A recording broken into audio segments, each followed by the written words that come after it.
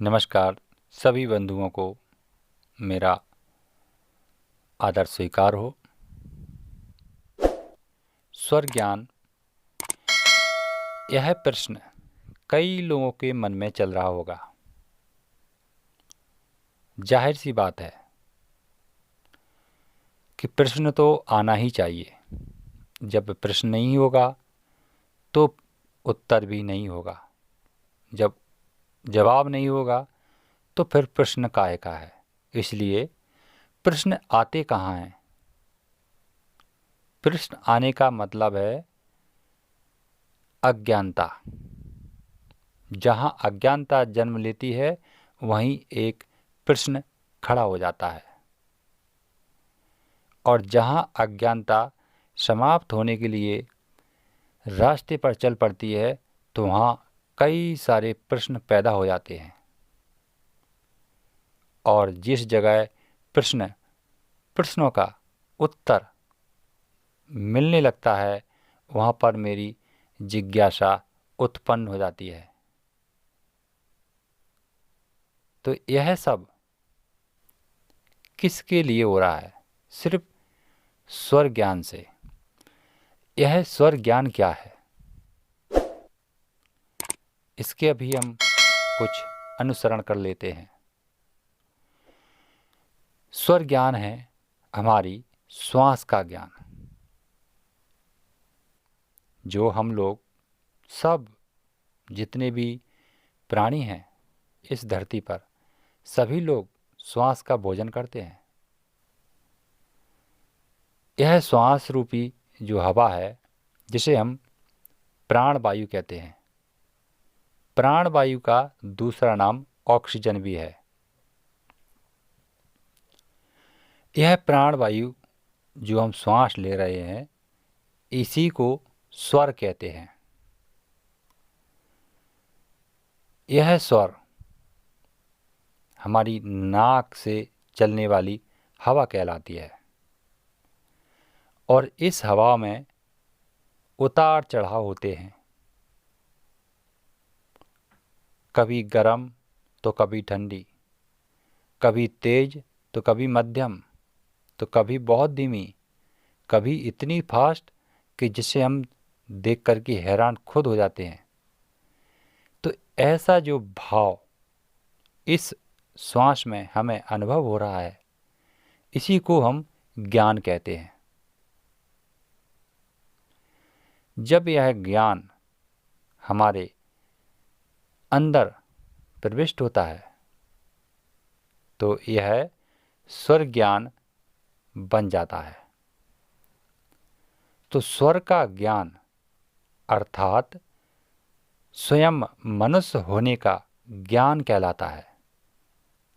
हम मनुष्य कैसे चल रहे हैं इसका ज्ञान हमें होने लगता है। हम मनुष्य योनि में क्यों आए हैं इसका भी ज्ञान हमें होने लगता है। जब हम अपने स्वर में हो रहे बदलाव को पहचानने का प्रयास करते हैं तब वह ज्ञान उत्पन्न होने लगता है जिस ज्ञान के लिए हम मनुष्य योनि में आए हैं। तो यहाँ पर स्वर का ज्ञान उत्पन्न होने लगता है।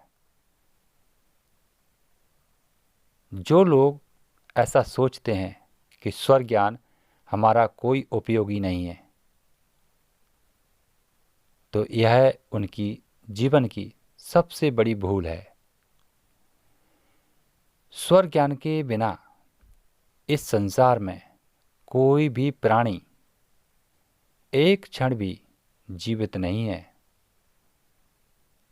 मृत में है स्वर ज्ञान के बिना। जब स्वर ज्ञान है तो ही वो प्राणी जीवित में है। इसलिए स्वर ज्ञान कितना उपयोगी है या स्वर ज्ञान के ऊपर सवाल करने की कोई प्रयास करता है तो कहीं ना कहीं उनके अंदर अंधकार का ढेर लगा हुआ है। अंधकार उन्हें अच्छाई की ओर जाने से रोकता है, और जहाँ अज्ञानता होती है वहीं प्रश्न होते हैं, और जहाँ प्रश्न होते हैं वहीं अज्ञानता होती है। तो कभी अज्ञानता तो कभी प्रश्न, और जब प्रश्नों का समाधान नहीं हो पाता है तो वो अज्ञानता के अंधकार में रहकर ही उसी को सत्य मानने लगते हैं और सवाल पैदा करने लगते हैं कि ऐसा हो ही नहीं सकता है। फिर ये सज्जनों, स्वर्ग ज्ञान कहाँ पर नहीं है, इसके बारे में पूज्य संत कबीर साहब जी ने जो हमें उपदेश दिए हैं उनसे हमें सीख लेना चाहिए।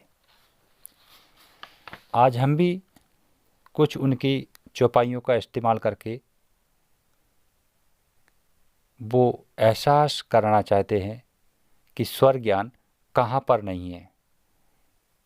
यदि स्वर्ग ज्ञान आप हमारे अंदर नहीं प्रवेश कर रहा है तो हमें इन बातों का ध्यान देना चाहिए कि क्यों नहीं कर रहा है। तो परमात्मा के स्वरूप कबीर साहब जी ने हमें यह समझाया है कि स्वर्ग ज्ञान कहाँ प्रवेश नहीं होता है।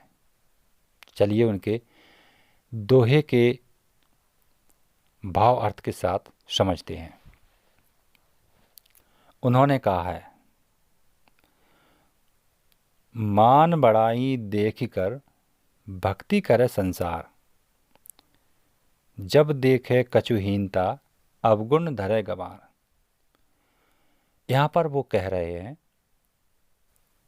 कि इंसान दूसरों को देखता है कि उनका कितना सम्मान है, ऐसा सम्मान मैं भी चाहूँगा, और कुछ वो ऐसे कर्म करने लगता है जिससे अज्ञानतावश लोग उस व्यक्ति के पास जुड़ने लगते हैं। जब उस व्यक्ति की असली हीनता भरी बातों को कोई सद्गुणी पुरुष पहचान लेता है और उनके खिलाफ बोलने लगता है तो वह व्यक्ति तुरंत अपने अवगुण उसके अंदर जो बसे थे वो उनको उजागर करने लगता है और उस व्यक्ति को बुरा भला कह करके धमकाने लगता है। तो यहाँ पर स्वर्ग ज्ञान कभी उस व्यक्ति के अंदर घुस ही नहीं सकता है।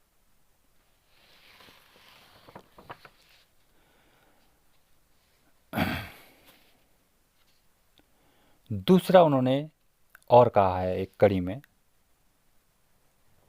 यह एक मोह की कड़ी है। जब इंसान मोह में डूब जाता है तब भी उसके अंदर स्वर्ग ज्ञान घुस ही नहीं सकता है। तो यहाँ पर वो कहते हैं, मोह नदी विकराल है, कोई न उतरे पार, सतगुरु के वट साथ ले, हंस होई जमनार। तो वो कहते हैं कि मोह रूपी जो नदी है उसमें कोई भी पार आज तक नहीं हुआ है। यदि कोई व्यक्ति संत रूपी सदगुरु की सेवा करके उनको अपना केवट यानी अपने जीवन की नाव को उनके आधार पर छोड़ करके अगर वो चलता है तो उसे जम भी नहीं छू पाते हैं और वो अपने जीवन की नाव को पार कर लेता है। तो मोह में डूबे हुए व्यक्ति को भी कभी भी स्वर्ग ज्ञान नहीं हो सकता है।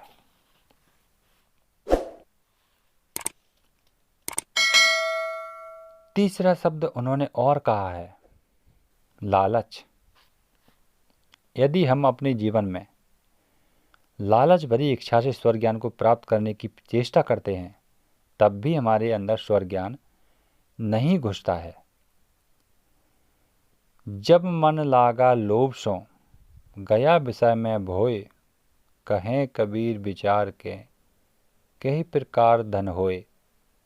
कबीर साहब जी कहते हैं, जब हमारा मन लोभ में ग्रस्त होकर के, लालच में ग्रस्त होकर के किसी भी चीज़ के विषय में वो भोग करता है, भोग करने का प्रयास करता है।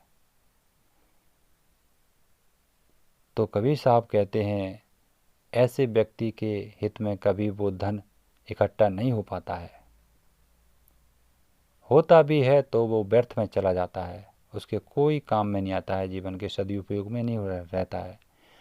तो लालच भरे व्यक्ति के अंदर भी स्वर ज्ञान प्रवेश नहीं कर सकता है।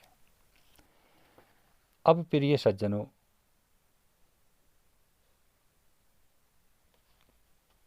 किनके अंदर स्वर ज्ञान प्रवेश हो सकता है, उन्होंने यह भी दर्शाया है।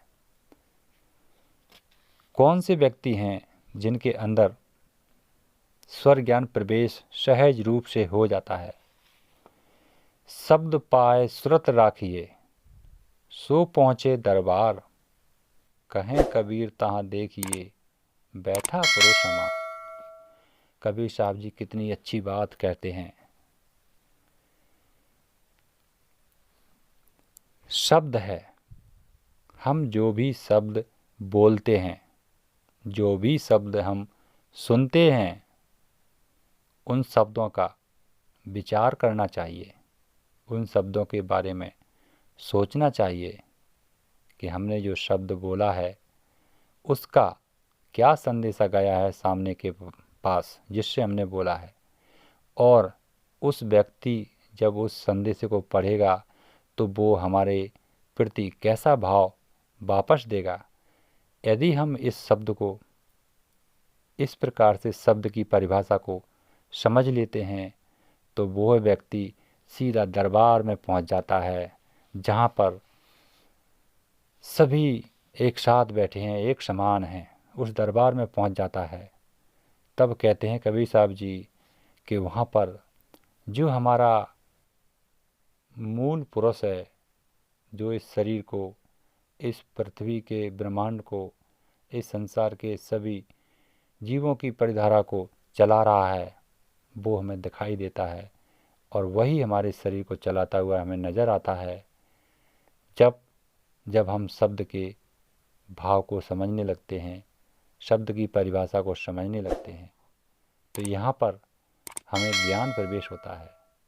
जब तक हम अपने शब्दों का मनन नहीं करते हैं, उनका निचोड़ नहीं करते हैं, उनका अपने जीवन में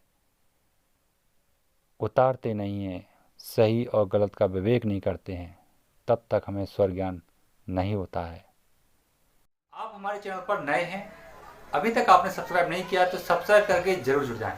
साथ ही बेल आइकन को भी दबाएं जिससे आने वाले सभी वीडियो आपको सबसे पहले मिले। स्वर ज्ञान ही ईश्वर ज्ञान है और स्वर ज्ञान ही श्रेष्ठ।